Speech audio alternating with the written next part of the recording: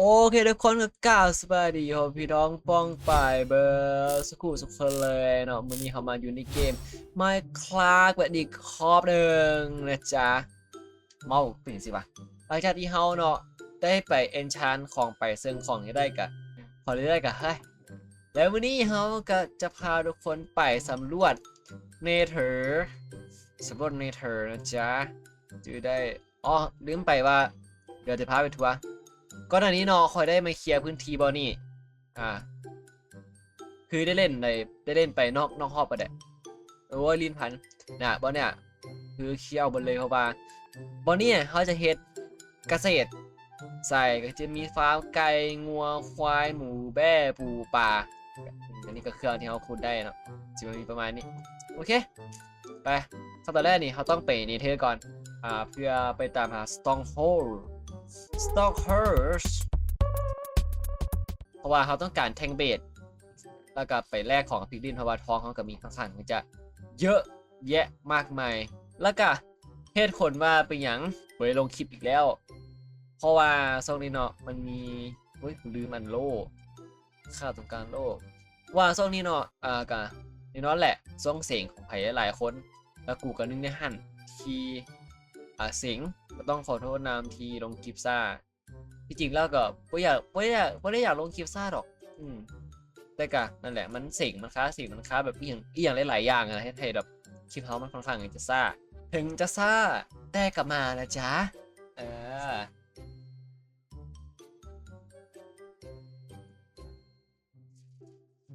เขาสิไปทางไหนกูเกิดอยู่ไหน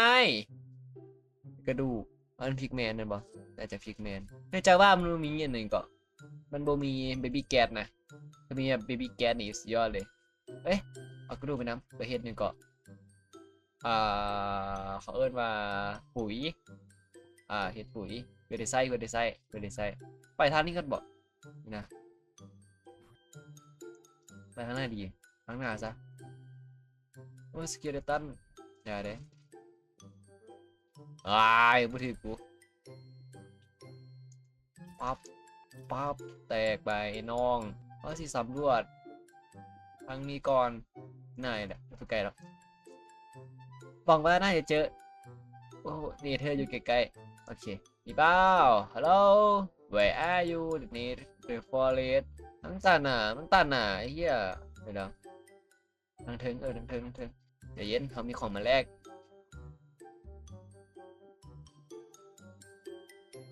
โอ้มึงใจให้จังวะไอ้เหี้ยใจเย็นดิไปก่อนเดี๋ยวเดี๋ยวมาแลกเครื่องไหมมาแลกเครื่องไหมเดี๋ยวมาแลกเครื่องไหมเดี๋ยวขอตามหาก่อนครับประตูเฮ้ยปราสาทนี่เธอกันสุดท้ายก็มาทันผมคือผู้บาดเจ็บฝากคุณวะสุดท้ายก็ต้องมาฝากนี่คือเกายามันมาละมันบ่น่าหายากขนาดนั้นมั้งเป็นบทุกคนบ่น่าหายากขนาดนี้มั้งไปฝากคุณได้เดี๋ยวไปฝากคุณดีกว่าไปเด้ไปสลามไปสลามน้อยสัตว์เสียวเฮียได้เห็นปลาอย่างกับปลาสีฟ้านะเขาเอิ้นว่าปลาเอียงวะนักเห็นอะ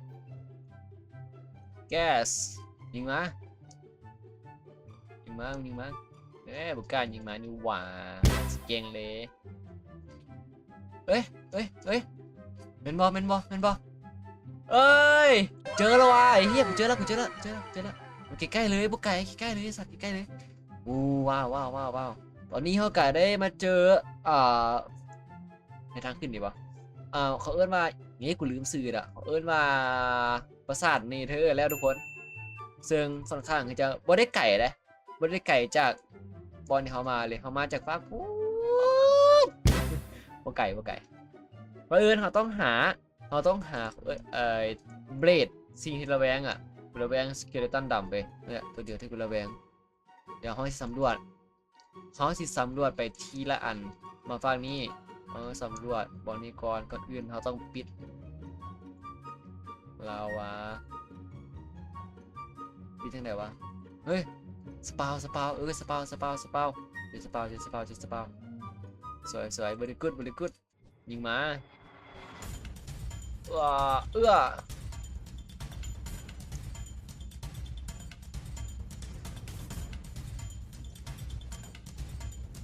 ตายกูตายเอื้อกูตาย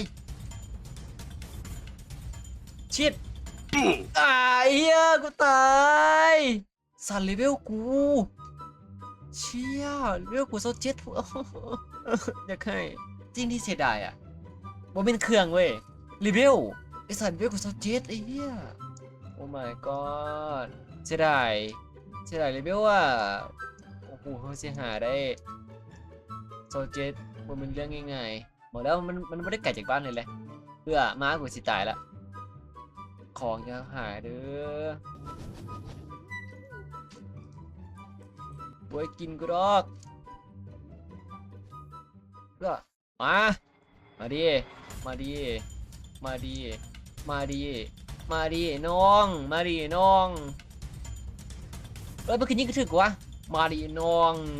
เก่งเหรอเอาอีก5 อันเขาต้องการ10 กว่าอัน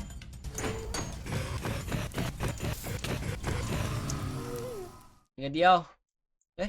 ไปหาดีกว่าไปห้องสีสำรวจก็ฟันนี้ให้มันเบิดก่อนค่อยไปภาคอื่นบอลนี้ภาคขึ้นบอลนี้ทำไปต่อไปซื้อก่อนนี่ถุงกลางนั่นบอเอ้ยตายวิ่งกูเห็นสัตว์เฮียกูเห็นอ่ะมันมืดอ่ะไม่ก็แน่มาดีมาดีน้องมาละมา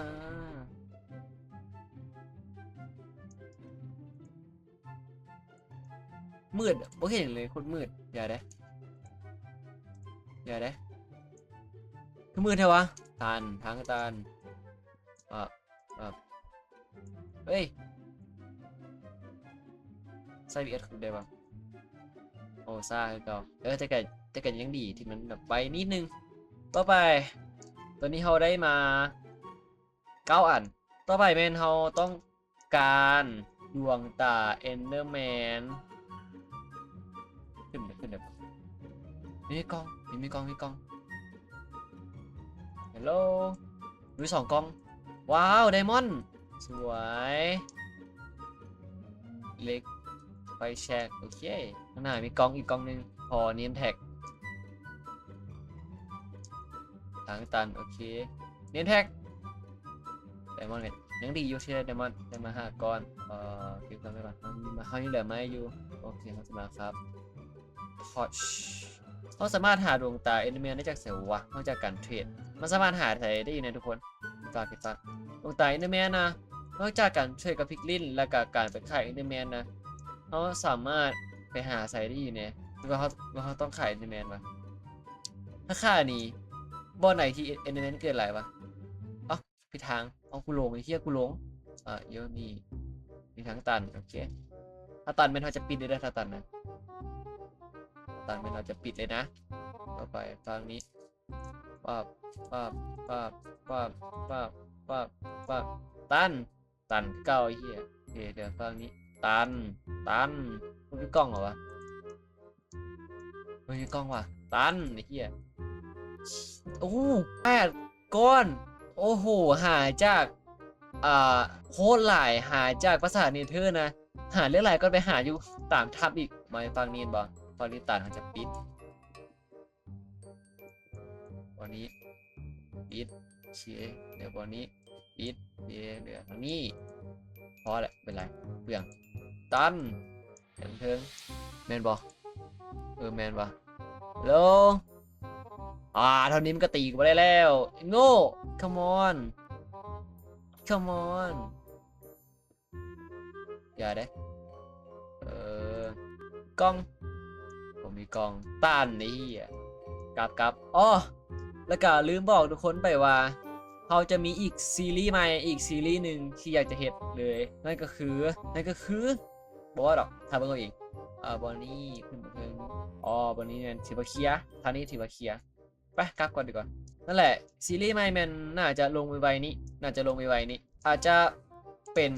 มื้ออื่นบอ อาจจะเป็นวันศุกร์เพราะมื้ออื่นเป็นทันจะลงอีกคลิปหนึ่งแน่นอนว่าข้าพเจ้าเองก็ต้องกลับมาลงคลิปให้หลายขึ้นจากที่ลงซ่าเดือนหนึ่งคลิปหนึ่งก็สิปรับปรุงให้ลงหลายขึ้นเนื่องจากบามีหลายๆคนอาจจะท่ามั้งอาจจะท่าแหละอาจจะท่าให้แบบมึงคิดว่าไอ้มึงไปใส่ว่ามึงใส่ว่ากะเขากะนั่นแหละตามที่ว่าไปก่อนตอนที่ว่าไปตอนแรกเขาขาเสียงขาเฮียนก็เลยแบบไม่ต้องคลิปอีกอย่างคือคอมเขากับบริเล่นสินะคอมเขากับบริจับแน่บวกกับห้องเฮียนแน่ก็เลยแบบซ่าคูณ8แล้วทำไม่ท้องเหรอทำไม่ท้องไปเทรดกับพี่ดินดีกว่ามึงดูว่าเขาสามารถได้จากอันได้ตายเอนิเมนนะเอาหายอ้าวเป็นเรื่องต้องหาพิกลินมาเองบ่อยากไปป่าเอ้ยไม่ดูยิงมันยิงนะมึงตายมึงนะตีมันกูกระต่ายเฮียโอ้สัตว์เอ้ยลืมเบิ่งลุม 2 รอบละคลิปนี้ก็ตาย2 รอบละต้องตายเสียวะ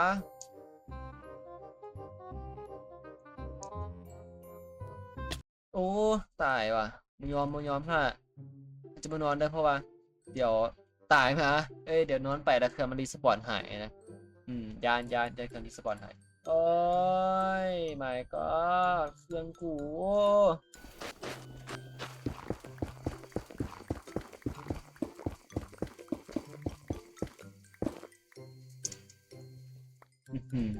เลเวล7หมายก็หมวกหมวกอยู่นี่กลับเอ้ยเฮียโคตรโง่เองตัวบอลยังอันนั้นกลับอย่าตกกลับเมาอย่าหลอนแล้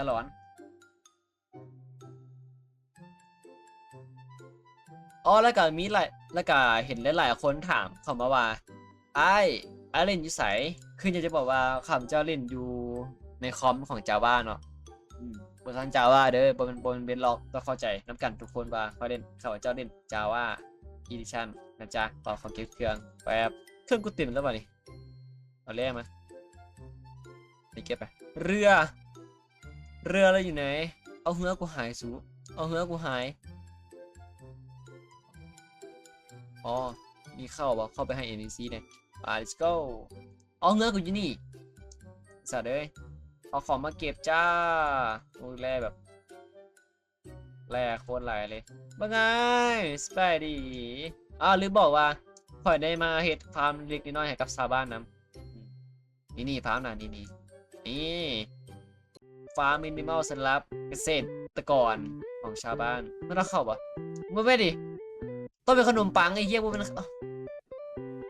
กูกระหลอนละเอาไปพ่อหนุ่มบ่เข้าใจอย่างหนึ่งเวลาสมมุติว่าเขาย้ายชาวบ้านจากหมู่บ้านที่เป็นไบโอมอื่นนี่นะมาไบโอมอื่นแล้วเวลามันขึ้นลูกนะมันก็เป็น NPC ไบโอมอื่นมันก็เป็นแบบ NPC ไบโอมอันนี้สงสัย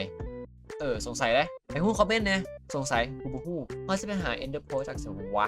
โอเคทุกคนสำหรับคลิปนี้คิดว่าน่าจะพอไปเท่านี้ก่อนเพราะว่าเวลามีจำกัดนะไว้เจอกันใหม่คลิปหน้